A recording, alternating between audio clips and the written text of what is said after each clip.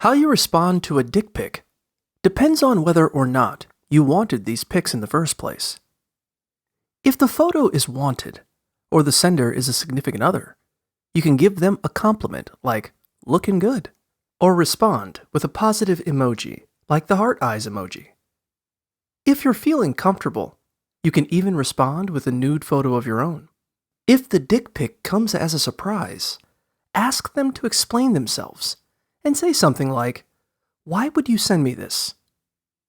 If you aren't quite sure how to reply, you can leave them on red or send back an ambiguous emoji like the waving hand emoji.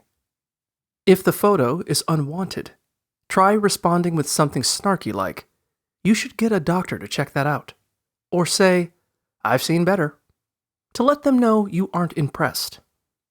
Remember, you don't have to tolerate unwanted dick pics. If you're receiving unsolicited photos, you can mute or block the sender, or report them for harassment.